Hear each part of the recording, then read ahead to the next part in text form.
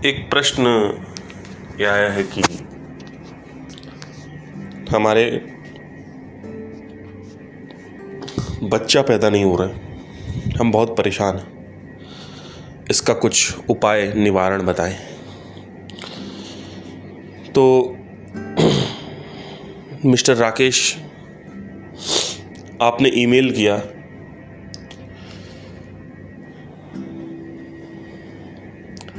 मैं कोई चिकित्सक नहीं हूँ, मैं कोई गायनेकोलॉजिस्ट नहीं हूँ।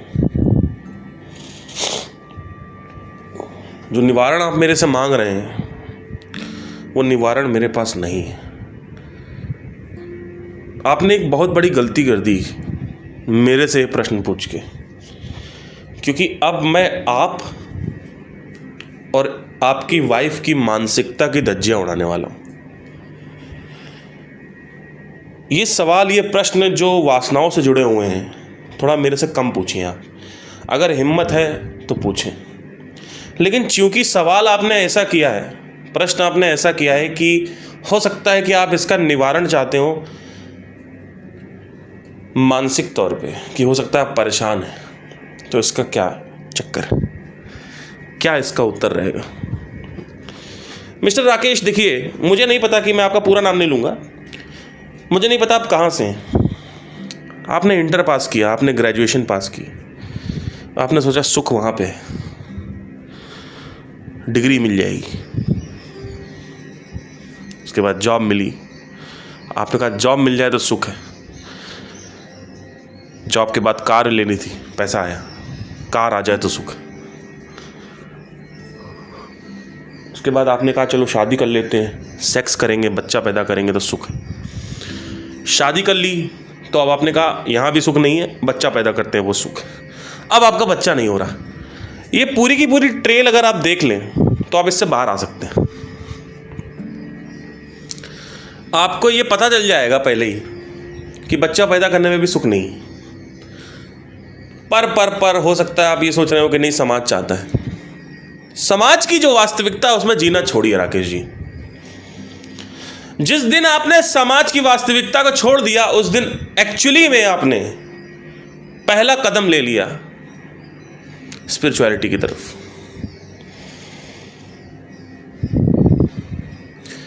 बच्चा पैदा करना कोई सुख नहीं है, जैसे कुंडली में लिखा होता है वैवाहिक सुख, संतान सुख।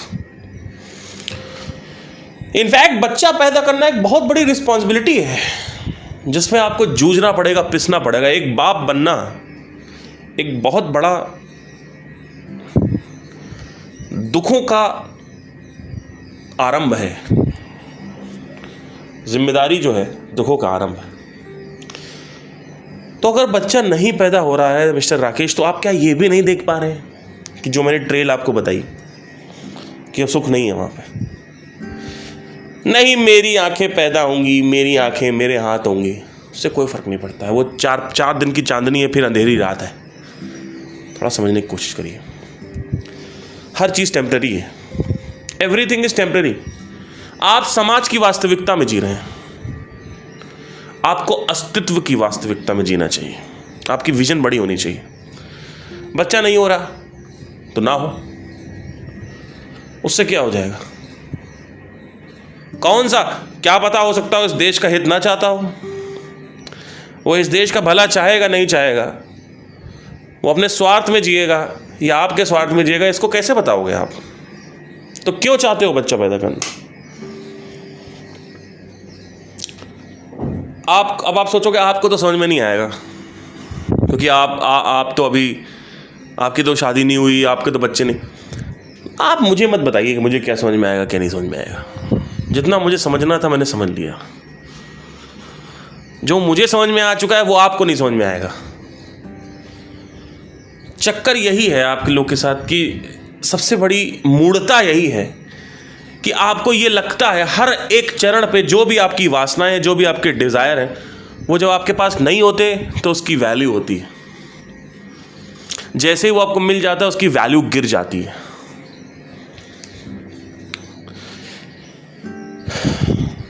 अगर इस मूवमेंट को देख लें आप, इस चलन को देख लें, तो आप इससे बाहर हैं। इससे मोक्ष प्राप्त हो जाएगा आपको, सिर्फ देखने से।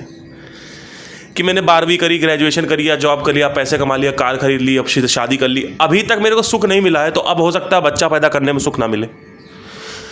और एक चीज़ हमेशा ध्यान में रखिए कि there is something called as law of duality. अगर कोई पॉइंट ए है तो पॉइंट बी भी है। मतलब सुख आएगा तो दुख भी आएगा, दुख आएगा तो सुख भी आएगा, चाहे आत्मज्ञानी हो चाहे ना हो। सुख है तो दुख है, दुख है तो सुख है। मतलब आप सोचते हैं कि हम आत्मज्ञान से एक बहुत बड़ा सुखी समंदर तैयार कर लेंगे, उस समंदर में हम नहाएंगे, लेकिन समंदर है तो शार्क भी आएगी। समंदर है तो शार्क भी आएगी, कभी कभी आएगी, कभी कभी समंदर ही रहेगा। चलिए, अब ये समझना आवश्यक है आप सभी लोगों के लिए कि there are 5 kinds of, let's say 4 kinds of suffering I have discovered. The suffering by desire, यानी जो वासनाओं से क्रिएट होती है। मेरी वासना नहीं पूरी हुई, मुझे ये नहीं मिला, मुझे वो नहीं मिला, मेरा बच्चा नहीं पैदा हो रहा, whatever. The suffering by chemicals, मतलब मेरे ब्रेन में सही से केमिकल्स रिलीज नहीं हो रहे, तो मुझे अच्छा नहीं लगता है, मुझे डाउन लगता है, मुझे खराब लगता है। The suffering by, what was that name? Existence, identity. अगर आपकी आइडेंटिटी सही नहीं है ना कि आप कौन हैं, तो वहाँ से ना आपको विल पावर आएगी ना लड़ने की क्षमता आएगी, क्योंकि आप अपने आप को छोटा समझेंगे। और अगर आप अपने आप को ग्रैंड नहीं समझेंगे, बड़ा नहीं समझेंगे, ग्रैंडियोसिटी आपके अंदर नहीं आएगी, तो आप लड़ नहीं पाओगे किसी चीज़ से। तो ये 3 अभी के लिए 3 ये सफरिंग है जो आपको समझनी ज़रूरी है।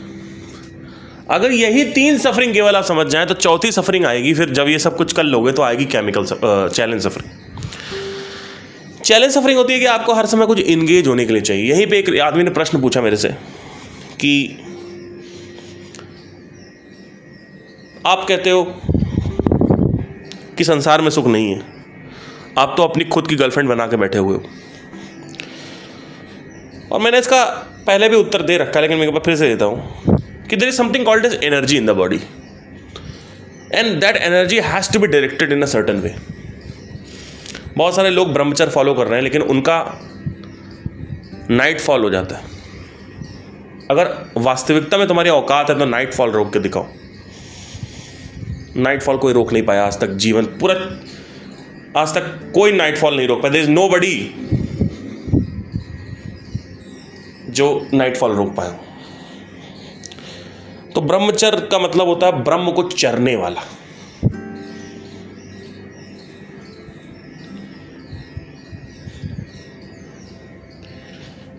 जबकि उसको ले गए लोग सेलिबेसी से कनेक्ट कर दिया। तो राकेश जी, आपका बच्चा नहीं हो रहा है, 150 करोड़ की आबादी है, उसको देखें। ये तो अच्छी चीज़ है, आप कंट्रीब्यूट कर रहे हो देश को कि आप बच्चा नहीं कर रहे हो।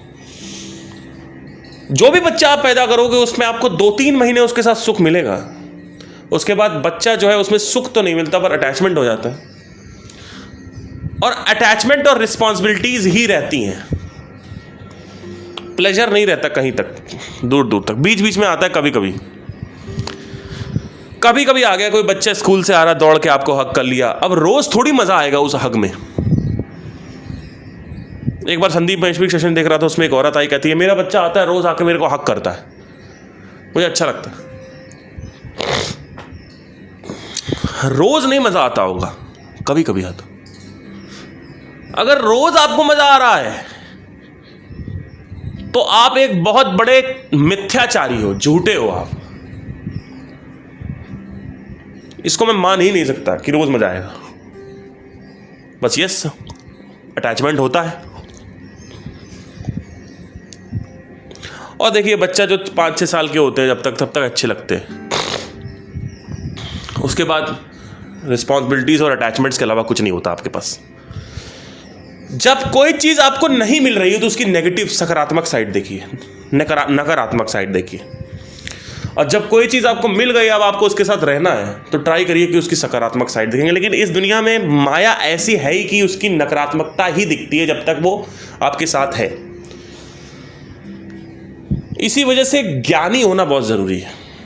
अगर आप ज्ञानी हो गए तो आपको बहुत सारी चीज़ें जो है वो ख़त्म हो जाएंगी। लेकिन जैसा कि मैंने कहा कि यहाँ पे हर चीज़ जोड़ी में होती है इस संसार में। ए है तो बी है, बी है तो ए है, प्रॉब्लम है तो सोल्यूशन है, प्यार है तो मोहब्बत है, ठंडा है तो गर्म है, काला है तो सफ़ेद है। Everything is in pair. So सुख है तो दुख है। आत्मज्ञान होने के बावजूद भी दुख बना रहता है। बस आत्मज्ञानी में डिफरेंस ये है कि आत्मज्ञानी दूसरी तरफ मुंह देख सकता है, प्रॉब्लम की तरफ नहीं देखेगा, दूसरी तरफ देख सकता है वो। बाकी लोग सिर्फ प्रॉब्लम को देखते, एक फिक्स्ड उनका चेहरा रहता है एक डायरेक्शन में, पर आत्मज्ञानी थोड़ा इधर दे सकता है, थोड़ा सा। इट्स जस्ट लाइक कि problem is there but you are not affected by the problem. ऊपर से आप बहुत ज़्यादा अफेक्टेड हो, डिप्रेस्ड हो, लेकिन आंतरिक जो अंदर से बहुत ठोस हो, सॉलिड हो आप। आज मेरे दोस्त हैं, हर आदमी परेशान है कोई, और सबके परेशानी की जड़ जो है वो सिर्फ और सिर्फ लड़की है, क्योंकि अभी यंग है, 29-30 साल के हैं सब, तो सबको लड़कियों, किसी से प्यार हो गया, वो वापस रिप्लाई नहीं कर रही, उसको छोड़ भी नहीं पा रहे हैं, किसी और के पास भी नहीं जा पा रहे, बहुत सारी चीज़ें हैं। सो इन सब चीज़ों से मैं बाहर हूँ, बहुत पहले ही बाहर हो गया था, बिकॉज मेरा जो एक एंगल यही था कि जब मेरी गर्लफ्रेंड थी जो 2016 में, उसने मेरे को पहले ही बोल दिया था कि मैं छोड़ के चली जाऊँगी तुम्हें 2-3 साल बाद। और उस वक्त मैं 2nd-3rd ईयर में था। मैंने कहा इसका सोल्यूशन निकालना पड़ेगा, और मैं काफ़ी ऑलरेडी सफरिंग देख चुका था। मुंबई में गया था, मैं अकेले रहता था, 6 महीने मुझे इतनी सफरिंग होती थी। आई वॉज देयर मतलब 9 से 10 महीने में मुंबई में था। It was Mumbai is one of the most busiest places and pathetic at the same time, because nobody gives a shit about you. और वहाँ पे 2012 की बात बता रहा हूँ, 13 की बात, जब आप उसको उस टाइम को याद करके बहुत मज़े मारते हो, नॉस्टैल्जिया क्रिएट करते हो। तुम ही हो करके गाना आया था, it was just going viral everywhere, Aashiqui 2, everybody was just listening this album Aashki 2, and I was in my PG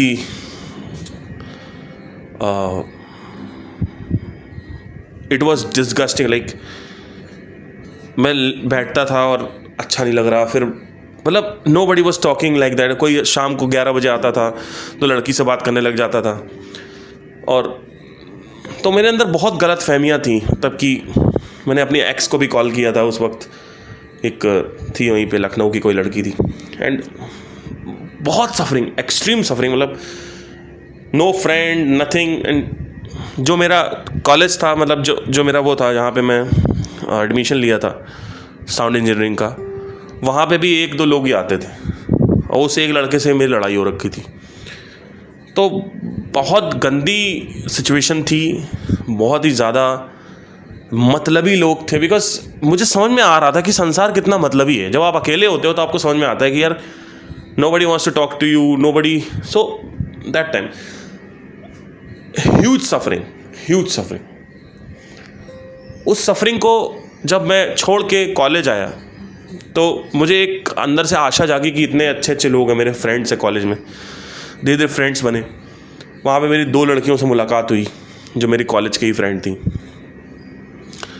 उनसे मैंने बहुत ज़्यादा, मतलब वो जो सफरिंग थी वो उन्होंने काफ़ी हद तक ख़त्म करी, क्योंकि जब आपको एक अच्छा मित्र मिल जाता है, साथी मिल जाता है, तो आपको लगता है कि यार अब मेरी सफरिंग ख़त्म हो गई। मुझे लगने लगा कि मुझे अकेलापन नहीं लगता था, इन लोगों के साथ चाय पीता था, कोई था जो चाय पी रहा है साथ में, कोई था जो साथ में खाना बना रहा है, कोई था जो साथ में डोमिनोज में बैठा हुआ है, कोई था तो जो साथ में बीचेस पे जा रहा है, कोई था जो साथ में माउंटेन्स पे जा रहा है, कोई था जो साथ में पढ़ाई कर रहा है लाइब्रेरी में बैठ के। अकेले पढ़ाई नहीं करनी पड़ती। तो एवरीवेयर जहाँ भी जो भी मैं अकेले करता था एक्टिविटीज़, वो सारी उन लोगों के साथ करता था, और बहुत मजाक होता था। कभी इधर कोई जोक पास कर रहा हूँ, वो लोग हंस रहे हैं, वो लोग जोक पास कर रहे हैं, हम लोग हंस रहे हैं। It was one of the most amazing moments of my life. जो मेरी दोस्ती थी उन दोनों के साथ थी। उसमें से एक लड़की थी, मुझे उससे प्यार हो गया, और शुरू में उसने रिजेक्ट कर दिया, फिर उसने भी 2nd-3rd ईयर में मेरे को एक्सेप्ट कर लिया था। और हम लोग, मेरी गर्लफ्रेंड थी और मेरी एक जो गर्लफ्रेंड की फ्रेंड थी और हमारी जो म्यूचुअल फ्रेंड थी वो थी, हम तीनों ही साथ में रहते थे, हमेशा साथ में। लेकिन एक बहुत अंधकार आपको नहीं दिख रहा है इसमें, वो ये था कि मेरी पूरी की पूरी खुशी की चाबी उनके हाथ में चली गई, दोनों के हाथ में चली गई। अब 4th ईयर आया। 4th ईयर तक आते आते जो मेरी गर्लफ्रेंड थी उसकी शादी, क्योंकि उसने मेरे को 2nd ईयर में बोल रखा था कि मैं शायद तुमसे शादी नहीं करूँगी। कभी उसने कमिट नहीं किया मुझे, कभी भी। ऑल तो मैं उसके पीछे पड़ा रहा, उसके पैर पड़ा कि भाई मेरे से शादी कर लो प्लीज़, ये वो, बट कोई शादी वादी नहीं। एनीवे, तो ये दिस इज़ 25, मतलब I hadn't had sex till this point 24-25 तक, मतलब I was a virgin. I had make out, मैंने बहुत लड़कियों के साथ मेक आउट किया है, बट 25 तक बिकॉज सेक्स ना मिलने के बावजूद भी मैं बहुत खुश था, क्योंकि ये लोग मेरे साथ थे। मतलब इमोशनली जो मुझे सुकून मिल रहा था वही मेरे लिए काफ़ी था। जबकि I am a kind of person, I have पित्त body, I need to have sex. So it's not like everybody needs to have sex. It's not like कि मुझे, मतलब सबको नहीं चाहिए होता, but anyway I am a human being. So yeah that was a point जब उसने कहा 4th ईयर में उसकी शादी हुई और उसने शादी कर ली किसी और से, मुझे छोड़ के। अब एक बंदी चली गई, क्योंकि वो बंदी अब जो उसकी फ्रेंड थी उसके साथ ज़्यादा अटैच थी, तो वो दोनों ही लोग साथ में चले गए। तो 2018 मार्च या अप्रैल में हमारी दोस्ती समाप्त हो गई, और 2014 21 जुलाई से मेरी पहली क्लास थी, वहाँ से स्टार्ट हुआ था हमारा कॉलेज, और उसके 1-2 महीने में हमारी दोस्ती हो गई थी हमारी तीनों की। और 2018 के एंड में, जुलाई में, यानी ऑलमोस्ट आप समझ लीजिए 4 साल जो हमने बिताए वहाँ पे, one of the most amazing. मतलब कहीं भी जा रहे हैं साथ में जा रहे हैं। सुबह उठते थे 7 बजे से लेकर रात में 9 बजे तक हम साथ ही रहते थे। कहीं भी कुछ भी हो रहा है तो एवरीबडी वाले, पार्थ को कॉल करो, यहाँ चलना है, पार्थ को कॉल करो, वहाँ चलना है, यहाँ चलना है, आज यहाँ चलते हैं, आज यहाँ खाते हैं, आज वहाँ बैठते हैं, आज ये करते हैं, आज वो करते हैं, आज मूवी देखने चलते हैं, आज ये, सब कुछ साथ में। और 4 साल बाद उसमें से एक की शादी हो गई, और ऑब्वियसली फिर मुझे पता चला कि जब उसकी शादी हो गई तो वो जो दूसरी वाली लड़की थी जो मेरी सिर्फ फ्रेंड थी, केवल फ्रेंड थी, उसको मैं बहुत मानता था। मैंने एक चीज़ ऑब्जर्व करी कि दोस्ती में भी मैंने धोखे खाए, वो भी छोड़ के चली गई, उसने भी कोई फ़र्क नहीं। एनीवे, ये 4 साल में इन लोग के इतने टैंट्रम्स थे कि मैं इनके टैंट्रम्स उठाता था। आप सोचिए, कुछ भी लड़ाई हो जाती थी मैं जाके माफ़ी मांगता था। 20 में से 19 लड़ाइयों में पता नहीं कितनी अनगिनत हमारी शायद 200-250 हज़ारों, मतलब 1000 बार लड़ाई हुई होगी। 1000 लड़ाई में 990 बार पार्थ सिंह गए हुए हैं माफ़ी मांगने। क्यों? क्योंकि मैं चाहता ही नहीं था कि मैं उनसे दूरी नहीं रह पाता था। 3 दिन के बाद मैं उनसे दूरी नहीं रह पाता था। मुझे चाहिए थे मेरे दोस्त, मुझे चाहिए था, मैं इतना प्यार करता था उनसे। उसमें से एक मेरी गर्लफ्रेंड थी, तो उससे एक थोड़ा ज़्यादा अटैचमेंट था, लेकिन फिर भी मैं करता था, प्यार करता था। ऐसे नहीं, कोई क्रश नहीं था किसी पे, मतलब ऐसा नहीं था कि मैं दोनों से प्यार करता था ऐसा मत सोचना। मतलब क्योंकि देखिए मैं मेडिकल बैकग्राउंड से हूँ, तो मेरे कॉलेज में ना फिजियोथेरेपी, ऑक्यूपेशनल थेरेपी, CBT, इनसे बहुत सारे कोर्सेज थे। तो मैं ऑक्यूपेशनल थेरेपी में था। मेरे क्लास में 30 लोग का बैच था, उसमें 27 लड़कियां थी, और बाकी के 2-3 लड़के जो थे वो केरला के थे, तो मेरी उनसे बनती नहीं थी। ये दोनों थोड़ा नॉर्थ की थी, तो मुझे इनसे बनती थी। एक गुजरात की थी, एक यूपी की थी, और मैं भी यूपी का ही था, तो मेरी बनती थी सबसे। And it was a great thing. But 990 बार मैंने माफ़ी मांगी, जस्ट बिकॉज मुझे अकेले नहीं रहना था। मैं नहीं रह सकता अकेले, मुझे चाहिए था भैया मैं नहीं रह पाऊंगा, मैं मर रहा हूं। मुझे 4th ईयर तक आते आते मुझे पता चल गया कि भाई तो ख़त्म होने वाला है। फिर मैं अकेला हो गया वापस। 4 साल पहले जो था, जो मुंबई में जो पार्थ था जो मर रहा था, वही वो जो पार्थ जो गया था स्ट्रगल करने, वो वापस वही पार्थ आ गया मतलब। पर वहाँ पे कुछ चेंजेस आ गए, तब तक मैंने कुछ चेंजेस डाल दिए थे। ठीक 4th ईयर से 1 साल पहले संदीप महेश्वरी हैपेंड, एंड 1 साल का वैराग्य, हल्का सा वैराग्य, पर इतना भी नहीं था कि मैं रोया नहीं, हल्का सा वैराग्य प्राप्त हो गया था। क्योंकि 1 साल में उतनी अंडरस्टैंडिंग बढ़ती नहीं है आपकी, बहुत सारे क्वेश्चंस होते हैं जो अनआंसर्ड होते हैं, और पूरा का पूरा सबकॉन्शियस का जो कलर है वो चेंज होने में टाइम लगता है। बिकॉज आप सर्टन कलर में होते हो, सर्टन रंग में होते हो, आपका सबकॉन्शियस एक सर्टन कलर में। जब आप कंटेंट कंज्यूम करते हो, रिसर्च करते हो, ऑब्जर्व करते हो, बातें करते हो, तो धीरे धीरे वो कलर शिफ्ट होता है। इसको बोलते हैं chameleon mind. That's what I have seen, that it's like the mind is like chameleon, धीरे धीरे it starts changing the colours. Extreme जो चेंज आता है वो धीरे धीरे आता है, but anyway it takes time. खत्म हो गया सब कुछ, और मैंने देखा कि मेरी कोई वैल्यू नहीं थी 4 साल बाद। एक ने शादी किया, उसके 1 साल बाद उसने भी शादी कर लिया, कोई वैल्यू नहीं। 2020 आया, मैं वापस आ गया दिल्ली। मैं दिल्ली में आके स्ट्रगल करने लगा म्यूज़िक के लिए। 2020 आया, मेरा 4th ईयर कंप्लीट नहीं था। सर ने कहा कोविड चल रहा है, तुम वापस आ जाओ, अब तुम पास हो सकते हो। तो मेरी इससे बात हुई, जो मेरी फ्रेंड थी, जो गर्लफ्रेंड नहीं थी, जो मेरी दूसरी फ्रेंड थी, उससे बात हुई। तो पार्थ वापस आओ, ये वो करके बात हमारी स्टार्ट हुई दोबारा। एंड दोबारा हम मिले, तो मुझे लगा हो सकता है सुधर गई हो। मैं गया वापस, मैंने उससे कांटेक्ट किया।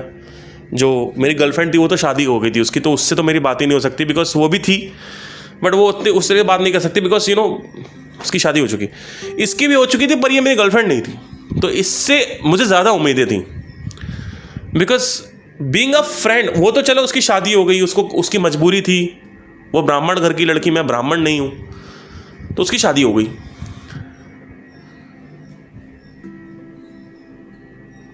मैं समझ सकता था कि चलो वो क्यों नहीं बात कर रही, या ऊपर ऊपर से बात करती, तुम्हारे साथ क्या प्रॉब्लम थी। तो मैंने सोचा सुधर गई होगी। मैं जब वापस गया, वापस वही चालू हो गया, फिर वही चालू हो गया, फिर वही इग्नोर करना और सारी चीज़ें, एवरीथिंग स्टार्टेड। तो मैं समझ गया कि भाई, तो मुझे बुरा ये नहीं लगा कि ये मेरे से बात नहीं कर रहे हैं। मुझे बुरा पता है क्या लगा, मैं 4 साल मैंने तुम्हारे साथ अपने इमोशंस इन्वेस्ट किए हैं। 4 साल हम लोग 12-12 घंटे साथ रहे हैं। अरे 12 घंटे साथ रहने के बाद 4 साल में अगर तुमको कोई फीलिंग नहीं आती है, तो इस दुनिया को मैं क्या लेबल दूं, इस दुनिया को मैं क्या समझूं? ये कैसी दुनिया है, ये हो क्या रहा है भैया? तुम्हें कोई फर्क ही नहीं पड़ता। मुझे वहां से समझ में आया कि जो लड़कियां होती हैं, जो औरतें होती हैं, जो स्त्रियां होती हैं, उनके अंदर जो इमोशंस होते हैं और उस पर उनका कंट्रोल कितना खतरनाक होता है। मतलब मेरे दोस्ती की कोई वैल्यू ही नहीं। 4 साल 990 लड़ाइयों में मैं खुद हारा हूं। 1000 लड़ाइयों में 990 बार जाके मैंने तुम लोग के पैर पकड़े, भाई मेरे से माफ़ी दे दो, मेरे से बात कर लो, मैं वापस सब कुछ सही करना चाहता हूं। और तुमने मेरे को माफ़ किया जस्ट बिकॉज इतना तुमने मेरे को झुकाया, इतना गिराया। रात रात में तुम मेरे को जीरा राइस लाने के ऑर्डर कर रहे हो। मैं सिर्फ तुम लोगों से अटैच था, इस वजह से मैं करता था ये सब। मुझे लगा आगे चल के हमारी दोस्ती चलने वाली, लेकिन मुझे क्या पता था क्या होने वाला है। 4 साल बाद दोस्ती हुए और प्यार में धोखा खाने के बाद, 4 साल बाद I was out of the game, I was done. मुझे समझ में आ चुका था कि भाई अब यहाँ पे ये दुनिया मेरे इमोशंस को डिजर्व नहीं करती है। मैंने अपने हथियार रख दिए, मैंने सब कुछ छोड़ दिया। मैंने कहा मैं नहीं करूँगा कुछ, और मैं पूरी तरीके से रेडी हो चुका था आत्मज्ञानी बनने के लिए। मैंने अपनी सारी की सारी जो ऊर्जा वहाँ भोग दी, सिर्फ और सिर्फ वहीं भोगी। 2020 आया, 2 साल बाद मेरी गर्लफ्रेंड बैठी हुई है, शादी का जूड़ा, शादी का वो जूड़ा होता है, वटेवर जो भी, मंगलसूत्र बैठ के बैठी हुई है। मैं भगवत गीता पढ़ रहा हूँ, मुझे कोई फ़र्क नहीं पड़ रहा, क्योंकि 2018 में मैं वापस आ गया दिल्ली, 2020 में वापस गया, कोविड हो चुका था, तो वापस कॉलेज गया कर्नाटका। एंड वापस ये दोनों मेरे को मिले, दोबारा से मिले थे, तो मैंने देखा इन लोगों के तेवर में कोई चेंज नहीं है। वो भी मेरे को एक स्लैप, मुझे एक आखिरी स्लैप मुझे मिला, बिकॉज मैंने वापस मौका दिया मेरी जो फ्रेंड थी उसको, गर्लफ्रेंड को नहीं, फ्रेंड को, लेकिन फिर उसने वही करना चालू कर दिया। फिर उसने कोई वैल्यू नहीं दी मेरी दोस्ती को। मुझे गुस्सा इस बात का आ रहा था कि मैं तुम्हारे साथ 4.5 साल रहा हूँ, 4 साल रहा हूँ, तुम्हें कोई वैल्यू ही नहीं है किसी चीज़ की यार। कोई कैसे 12-12 घंटे रह के किसी को इग्नोर कर सकता है। मुझे समझ में आया कि ये दुनिया क्या है, कितनी मतलबी, कितनी जालिम और हरामी दुनिया है ये। मुझे समझ में आया, मुझे ये समझ में आया कि मुझे अपने इमोशंस को, इन इमोशंस की मैं माँ बहन एक कर दूंगा। ये इमोशंस जहां मैं कहूंगा वहां चलेंगे, इनके हिसाब से मैं नहीं चलूंगा। और इन इमोशंस के ऊपर मुझे इतना गुस्सा आया कि मैंने इस इमोशंस की ही धज्जियां उड़ा दी। आज की डेट है, आज की डेट है, आज पिछले 3 साल से मैं अकेले रहता हूं। मेरे से ज्यादा सुखी आदमी 500 किलोमीटर के रेडियस में नहीं मिलेगा आपको, 500 किलोमीटर रेडियस नहीं मिलेगा। अब जब मैंने हथियार डाल दिए 2020 में हथियार डाल दिए, मेरे इमोशंस इतने ज़्यादा सॉलिड हो गए, इतने ज़्यादा सॉलिड हो गए कि मैं अकेले अपना बिंदास घूमने लगा, जीने लगा। मुझे कोई कंपेनियन नहीं चाहिए था। बहुत सारे लोग स्पिरिचुअलिटी के नाम लेते हैं, फिर उनको अंदर अंदर कंपेनियन चाहिए होता है। इसलिए मैं बोलता हूं भैया कंपेनियन पहले जाके ढूंढ लो। खुजली नहीं होती मुझे कि मुझे यहां यात्रा करनी है, वहां यात्रा करनी है, यहां जाना है, वहां जाना है। खुजली नहीं होती कि मुझे उस लड़की के साथ घूमना है, इसके साथ सोना है, उसके साथ रंगरलियां मनाना है। मुझे खुजली नहीं होती अंदर ही अंदर, अंदर अंदर की रियलिटी तुम्हें पता होनी चाहिए तुम्हारी। लोग ऊपर ऊपर से बात करते हैं, अंदर अंदर। एनीवे 2020 में जब ये लोग मेरे से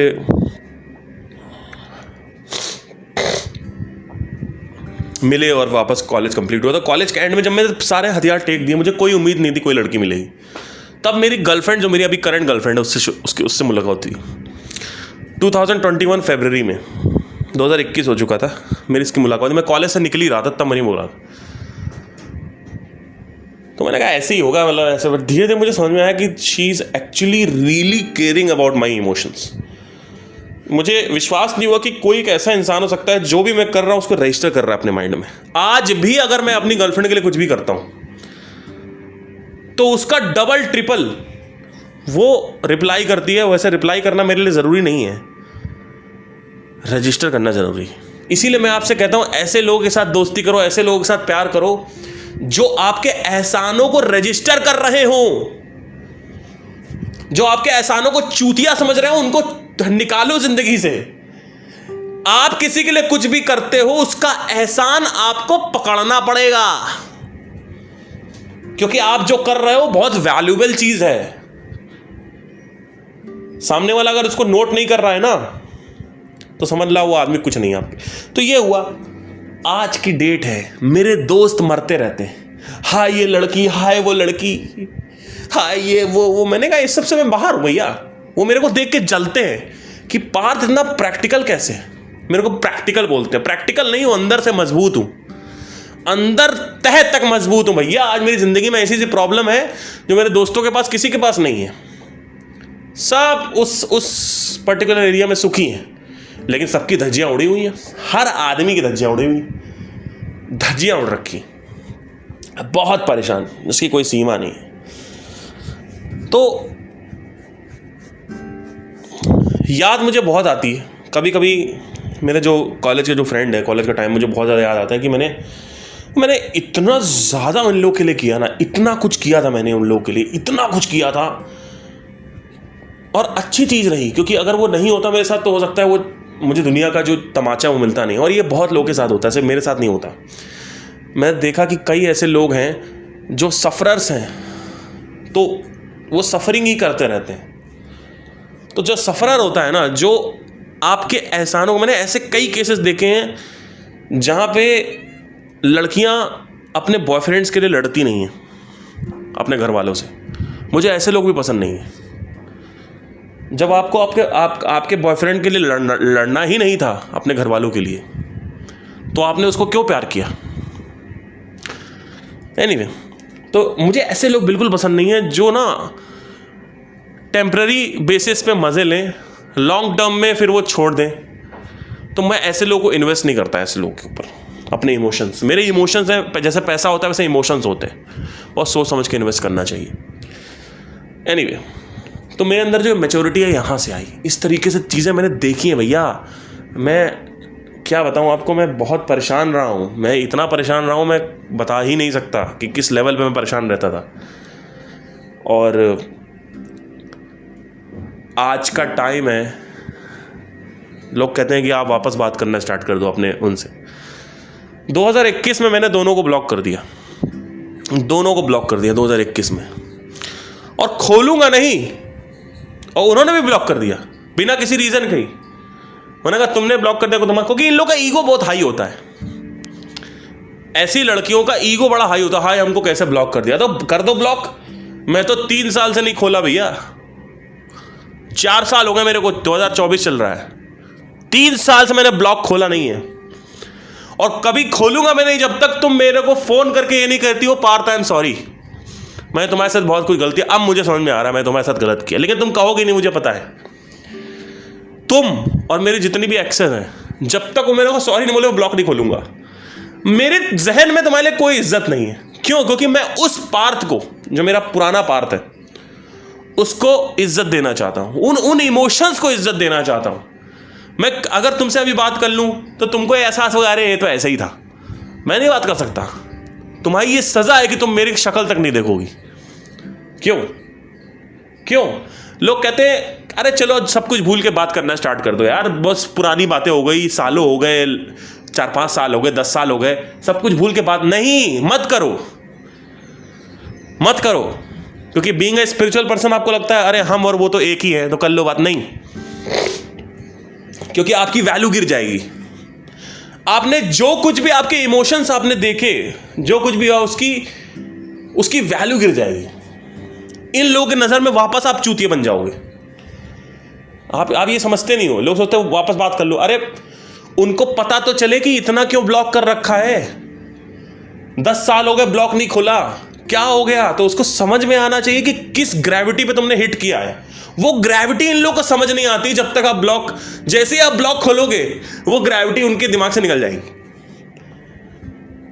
मुझे सिर्फ ये कुछ चाहिए नहीं किसी से, लेकिन आपने अगर मेरे को हर्ट किया ना, अगर आपने मेरे को हर्ट किया तो मैं कुछ बोलूंगा नहीं, आपसे को बदला नहीं लूंगा।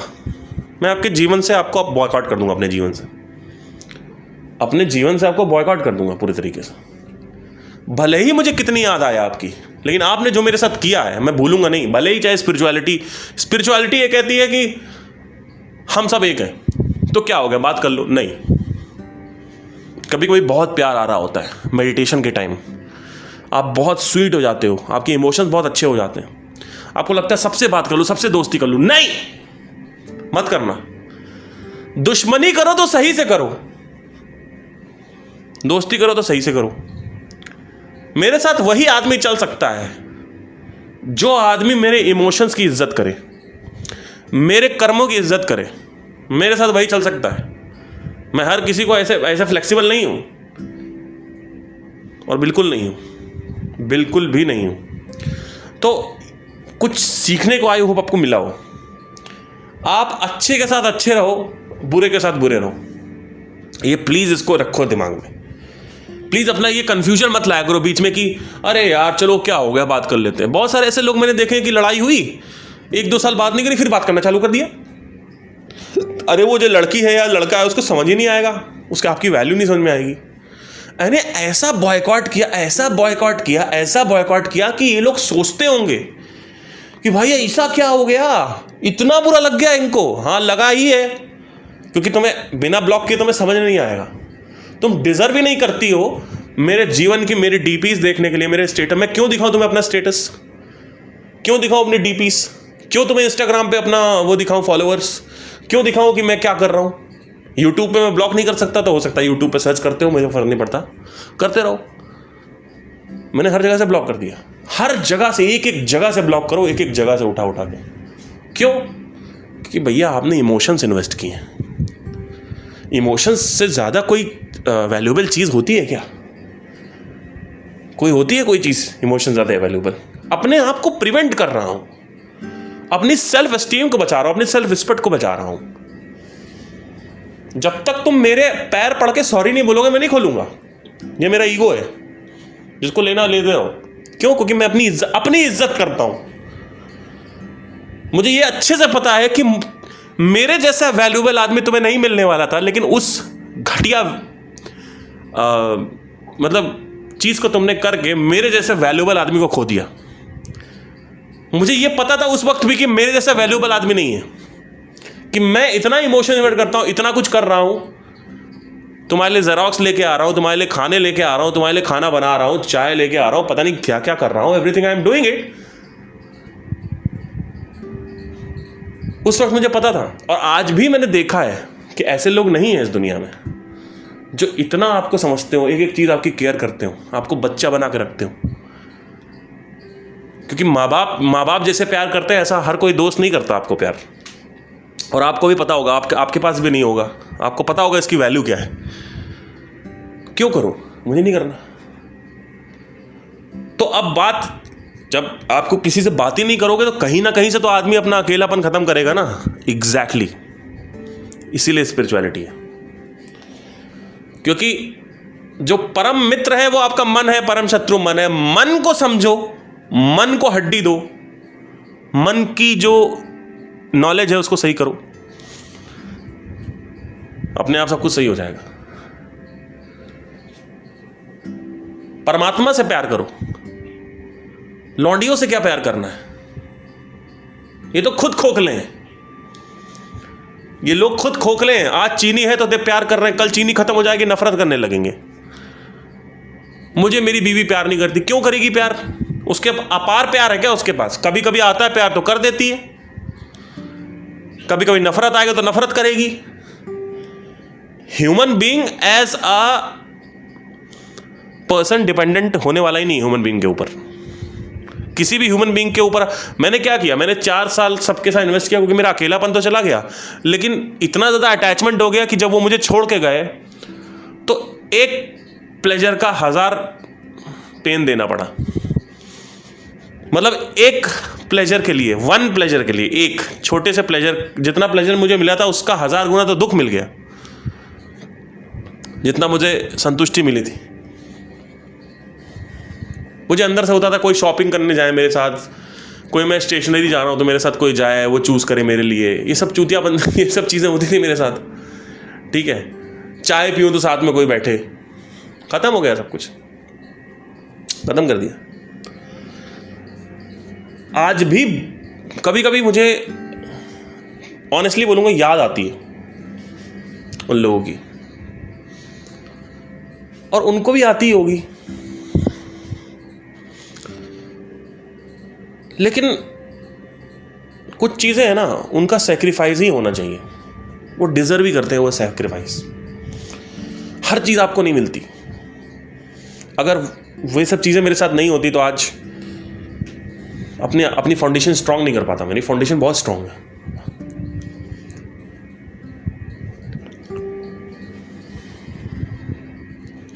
एक चीज़ और भी बहुत तगड़ी सीखी कि जब आप बहुत स्ट्रगल करते हो ना किसी चीज़ के लिए, तो आपको वो चीज़ मिल जाती है। 2020 में मेरी जो गर्लफ्रेंड मिली मुझे, आज वो हर चीज़ रजिस्टर करती है, वहीं पे मिली मुझे, मणिपाल में ही।